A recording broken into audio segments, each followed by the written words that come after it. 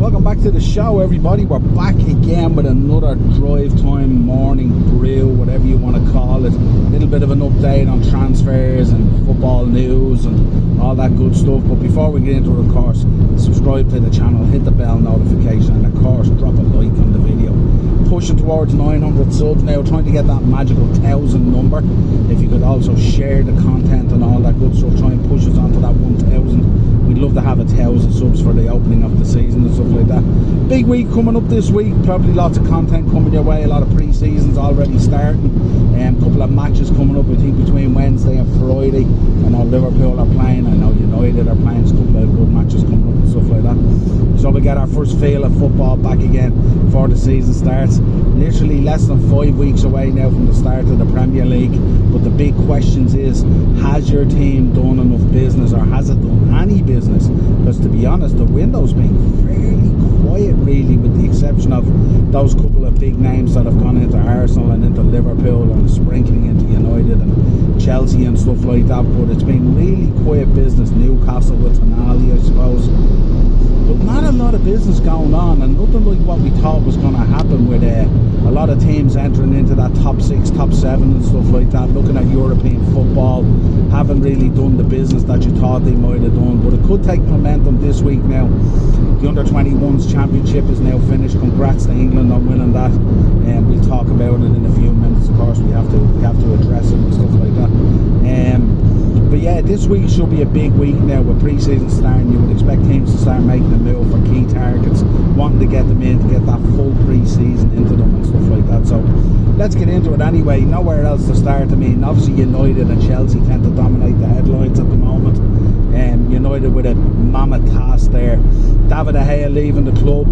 I'm sure United fans are kind of split on this, looking at it. A lot of fans want him to go, not giving him the respect he probably deserved, stuff like that. Club again sort of letting the fans down in terms of their send-offs and all that kind of stuff. So, but David De Gea exits the building after 11 years or whatever it was, and it looks like the boy Onana is on the way in. Hopefully he can live up to the billing, because let's not forget, with all the disrespect that David De Gea gets, let's remember here, he just won the Golden Glove this season as well, you know what I mean, and that's not to be sneered at. But it does show a little bit of ruthlessness there from Erik ten Hag, binning off David De Gea after winning the Golden Glove. Clearly he wasn't the keeper for him. The FA Cup would have been a disappointment, stuff like that. But a lot of moving parts at United at the moment.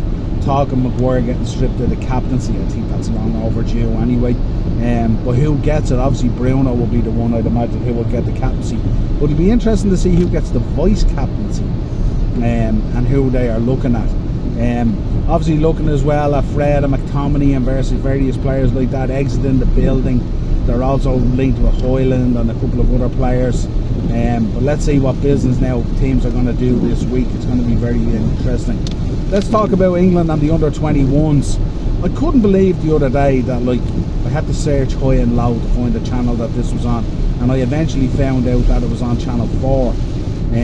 Just to let you know, if you're hearing a noise there at the moment, it's actually the weather outside is horrific. It's absolutely belting down here in Dublin at the moment. Monsoon, like, dare I say, absolutely hopping off the ground here. But yeah, the Under-21 Championships, absolutely fantastic tournament for them. But a number of issues probably came out of the tournament and stuff like that. Like, a lot of these boys look like they're very well placed to step up. Some of the players, or a lot of the players, came out of the tournament absolutely with a raised value and stuff like that, and giving their clubs a lot of headaches in terms of either tying them down or moving them on and stuff like that. If you look at our own club, Liverpool, I mean, Curtis Jones obviously had a fantastic tournament and stuff like that, so that creates a bit of a headache for Jurgen Klopp, let's say, and one that he probably won't. Levi Colwell did very well, Cole Palmer, so many of them did very, very well, you know. The boy Trafford with that double save at the end, absolutely phenomenal. If you see that in a major tournament, that would be spoke about for weeks and stuff like that. It'd be all over the papers and stuff like that. The fact that, like, it was like last minute deal from Channel 4 to cover the match and stuff like that, it's really, really poor really when you think of the coverage, and the boys went on and won it, you know. But yeah, that's what comes out of it and stuff like that. So it does create a little bit of what it does as well is, I mean, if you had a couple of boys in there playing that were targets for your club, I know Liverpool were linked with Levi Colwell and stuff like that. So obviously his stock has risen, hence his price is going to rise and stuff like that, you know. So it causes headaches both ways, where you can sort of celebrate how Curtis Jones did and stuff like that because he's your own player. Any targets that you had in there that played really, really well are now going to, you know, cause you a headache if you're trying to get them in the door, in terms of either their club's letting them go or reaching the valuation that potentially that club would want. Chelsea, when we think about Chelsea at the moment and stuff like that, still a lot of business there to be done at Chelsea, still a lot of players moving out.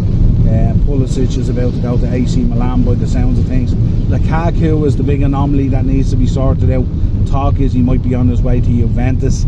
Is it a straight up deal for him to go to Juventus, or is it going to be part of a deal that brings Vlahovic to Chelsea? That will be an interesting one, of course. You look at Vlahovic there after going into Juve, he's had a tough time in there, really hasn't hit the numbers and stuff like that.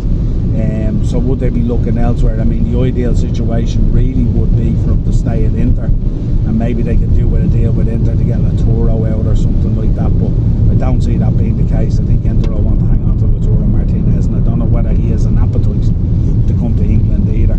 I know a lot of these guys, especially in the Italian league, they tend to be ingrained not only in the football but in the culture and the romance of it and all that kind of stuff. And a move to England, different weather, different culture, all that kind of thing, doesn't always look appealing to them. So yeah, it's always very, very tough when you're trying to do a deal like that. But one way or another, they're going to have to do a deal for Lukaku. They're going to have to figure out something there, because they need to get him off the books. He's the big one that needs to be resolved there. Obviously they're still working on the Caicedo deal for their midfield and stuff like that, but I mean, Brighton are just being, like, it's absolutely ridiculous where the value of some of these players is going. Talking now value of Caicedo like 100 million or something like that. It's absolutely, I don't know, it's a time that we bring in regulation or something like that, because it's just absolutely stupid. I think they bought the boy for 3.5 million or something like that, and you know, 18 months on or whatever it is, they're trying to ship him out for 100 million, and it just doesn't make sense. It just skews the whole market and stuff like that. And I just think, as I said, I was on Anfield Road TV last night, checked out Jack's channel and stuff like that. Myself, Spider were on, Nigel, Tom and Jack were on, and we were discussing Liverpool situation, but we got into a discussion about the market and just how bloated the market is in terms of value and stuff like that. It's absolutely crazy. We know we're linked with the boy Lavia and stuff like that. Southampton valuing him at 50 million. I'm just not too sure. I just think that's an outrageous valuation for that boy. I think last year played 19 Premier League games, looked really, really good in a really poor Southampton side. So let's see, would that translate up into a bigger thing? We know Arsenal and Chelsea are interested in the boy as well. There's no doubt in the boy's talent and stuff like that, but it's a lot of money to be dishing out potentially on the prospect, and especially if you're going in with a prospect as a number 6, it's a real dangerous place to be and stuff like that, you know. So let's see what happens. We spoke about you know, the United captaincy and stuff like that. I think that's just a decision that has to be made. Ten Hag's going to have to make that decision. But what does that do then to Harry Maguire? The main issue that United have at the moment is the wages and stuff like that, where they can take a hit on the transfer fee. No doubt they're going to have to do that, but it's trying to find a home and a club for these players who are on such high wages is a real difficult thing to do. Talk of Wolves, I mean, we need to talk about Wolves for a minute. What's going on there at Wolves? A lot of real good players going out the door. We've seen Cody going to Leicester. Max Kilman looks like he could be on his way to Napoli for really low price as well and stuff like that. I can't believe Premier League teams haven't reacted to what's going on at Wolves. You know, Podence apparently is available for between 10 to 15 million. These are decent ballers who will do a real good job in a squad that has European football and stuff like that, especially the likes of Liverpool and stuff like that. We're in the Europa League and stuff like that. These are the kind of players maybe we should be looking at to raise the quality and stuff like that. But as we know, we probably have a job as well at the moment to get some players out the door and stuff like that. We have a bloated midfield squad. We need to kind of trim that down a bit and then bring in players that up the quality and stuff like that. Talk of Thiago going to Galatasaray and all that kind of thing, but looks like he potentially wants to stay.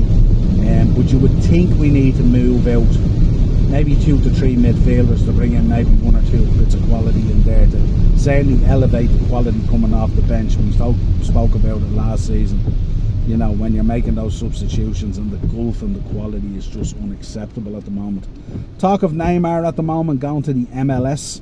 and we'll stick with PSG for a while as well. But Neymar potentially going to the MLS, that would be probably a move that PSG would be quite happy about, as they look to revolutionise their squad, if you like, and take out some of those heavy hitters in terms of financials and stuff like that as well. Luis Enrique has gone in there, he's going to put his mark on the team, no doubt about it. But it looks like they could be looking at a whole new front line. Messi's already gone off to Inter Miami. Looks like Neymar's going to follow him into the MLS. And then all the Mbappe stuff that's going at the moment, I think they're going to come to a trigger point at this at the moment. A lot of different talk coming out at the moment. Mbappe's players, his teammates, not happy with the talk that's going on at the moment.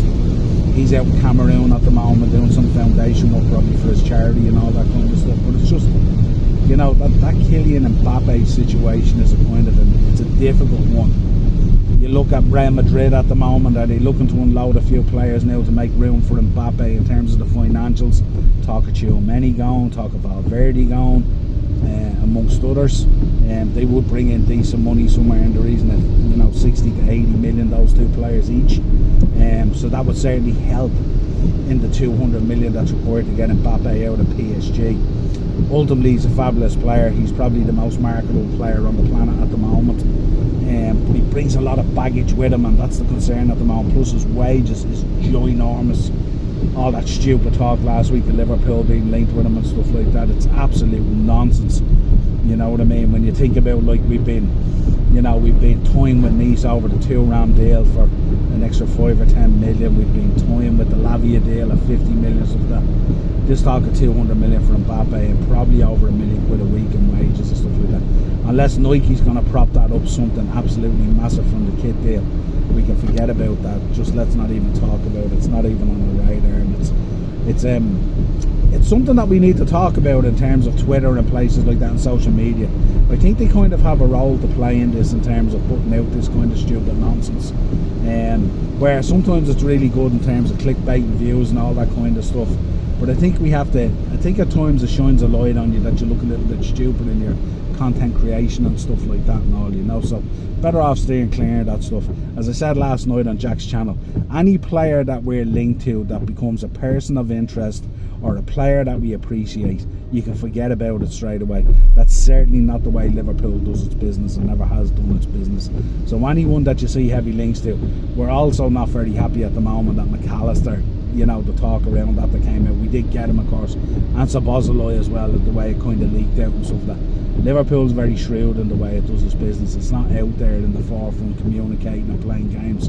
We go in, the player suits, we buy him, we don't get into a bidding war, all that kind of thing. So that's just something to be noteworthy of, you know. When you're listening to some of these links on Twitter and places like that, it's just, a lot of it is absolute nonsense. We get linked with everyone. United players have come out as well. We seen Marcus Rashford yesterday with a bit of an faux pas on Instagram, wishing David De Gea all the best in his future and stuff like that. You know, but it came out, Marcus Rashford caption ideas. I don't know if you've seen it, got taken down, but just shows how stupid these situations are. But Bruno came out talking about it and showing his captaincy here, in fairness, that you know, he should have been given a better send-off, David De Gea and stuff like that. I expect his views. He should have been in the stadium getting a send-off from the fans and all that kind of stuff. So really, really important that players come out and say that as well. Final links to Chelsea as well. Thiago Silva was kind of under the radar, hinting at Paulo Dybala potentially to Chelsea and stuff like that. We know that Dybala is in London at the moment. He's been attending Wimbledon. He was at Silverstone for the Grand Prix. Could be just a holiday that he was on, we don't really know and stuff like that. But if he's in London, wouldn't surprise if some sort of a deal was done with Chelsea and stuff like that.